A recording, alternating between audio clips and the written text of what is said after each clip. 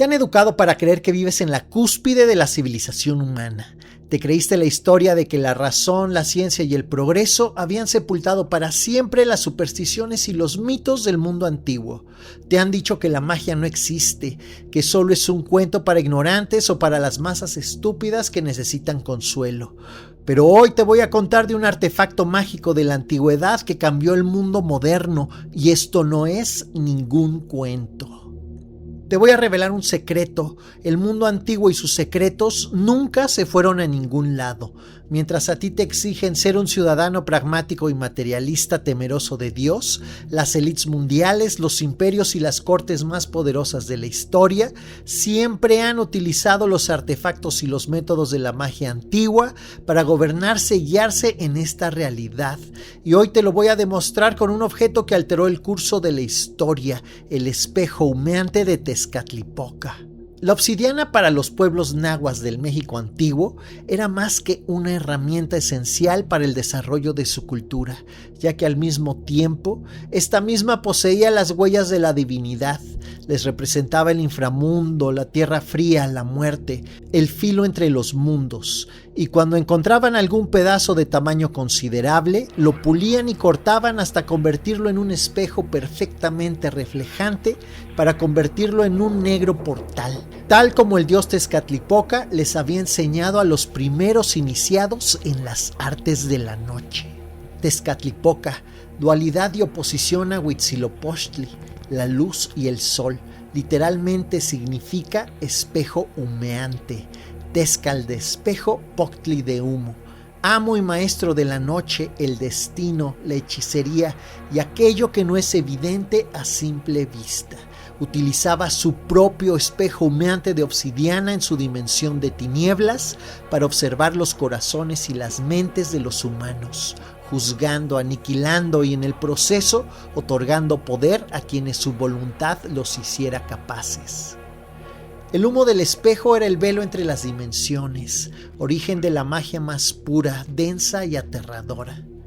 Según todas mis fuentes, en lo profundo de algunos templos donde se practicaban sacrificios humanos, adyacente a las moradas de Xipetotec, los sacerdotes utilizaban estos espejos negros de obsidiana para hacer adivinaciones, profecías y pedir consejo a los dioses de la noche y la oscuridad.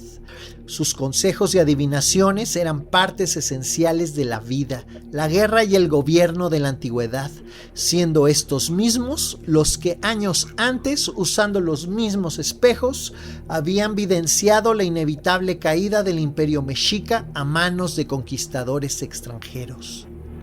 Cuando los saqueadores españoles llegaron buscando oro, en lo profundo de los templos encontraban mucho más que eso: máscaras de obsidiana, estatuas e ídolos hechos de piedras preciosas, dagas, cráneos de cristal, objetos extraños, reliquias de otros tiempos.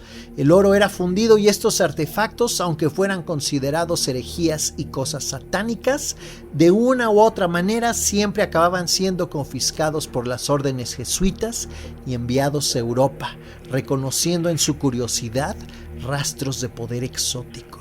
Durante los años 1500 en Europa, estos artefactos son lo más deseado de las realezas europeas y círculos ocultistas del más alto nivel.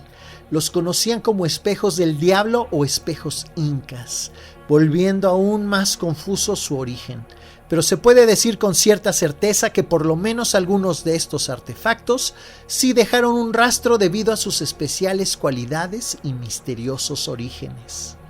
Y es uno de estos salones ocultistas de un Wunderkammer, pasando por las dinastías de Habsburgo y Medici, que en la década de 1580 el espejo de obsidiana directo de las profundidades de Tenochtitlán llega a manos de un tal John Dee, doctor, matemático, astrónomo, ocultista y brujo personal de la reina Isabel I de Inglaterra.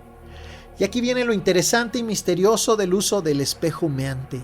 Sabemos que en el mundo prehispánico, gracias a códices y relatos conservados de la época, y de algunas tradiciones milenarias, como las de mi maestro que poseían artefactos similares, que estas cosas eran usadas para hacer contacto con seres de otros planos. el reflejo del filo de obsidiana como una llave para el éter. Estas entidades eran consultadas respecto a la guerra y la paz, que a su vez tenían que ser aplacadas y saciadas de diversas maneras. Si lo adivinaste derramando sangre, ya que ningún conocimiento de este universo es gratis. Increíblemente, de manera similar, John Dee llega a las mismas conclusiones respecto al uso y poder de este espejo sagrado de los antiguos chamanes mexicas. ¿Y cómo sabemos esto?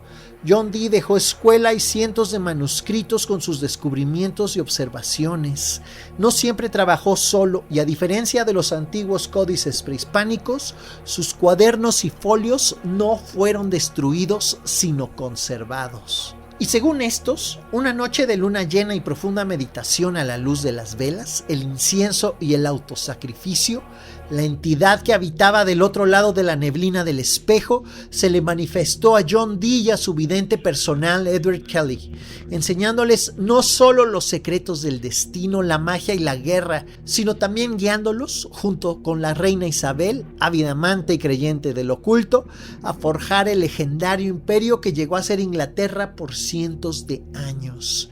Sí, así es, el espejo humeante de Tezcatlipoca ayudó a forjar, según la historia ocultista de los secretos de la tierra, el imperio británico y todo lo que ello conlleva. El método y la herramienta fue utilizada de la misma manera como era utilizada años antes por los chamanes nahuas para hablar con los señores de la noche, solo que en el caso de los británicos, el ser del espejo les enseñó un lenguaje secreto llamado enoquiano, con el cual se podían comunicar con toda clase de seres bizarros de poder, como dejaron escrito en sus bitácoras y experimentaciones. Estas entidades del espejo solo cambiaron sus nombres acorde a quien las buscaba.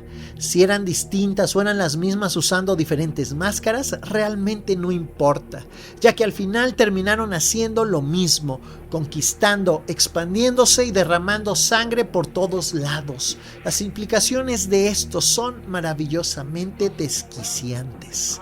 El imperio que se jactaba de civilizar al mundo forjaba sus decisiones geopolíticas usando las técnicas de magia de los oscuros brujos del México antiguo. Y así como este artefacto hay muchos otros, extraídos de todos los lugares del mundo donde los imperios llegaron a saquear. Esta es la historia de cómo la verdadera magia, el puente hacia la extrañeza infinita, nunca dejó de existir. Simplemente fue secuestrada y monopolizada por las coronas dominantes, en su mayoría europeas, como antes lo fue por los reyes y sacerdotes indígenas, para posteriormente serlo por los megacorporativos y gobiernos, que hoy te dicen que creer en estas cosas es de locos, fanáticos y supersticiosos. Mientras ellos mantienen los artefactos guardados bajo llave, algunos ocultos, otros exhibidos a plena vista, ya que si visitas la sala 1 del Museo Británico en Londres, lo podrás apreciar, ahí, en una vitrina, ocultando su inmenso poder por lo mundano y ridículo de la situación, esperando de nuevo su tiempo para hacer una puerta que es un puente y cambiar al mundo desde las tinieblas una vez más. Y así ya te contaré de los alemanes en el Tíbet, los franceses en Egipto, entre muchos otros. Yo soy el Profeta Omega, tu guía en la oscuridad en este bizarro apocalipsis. Suscríbete.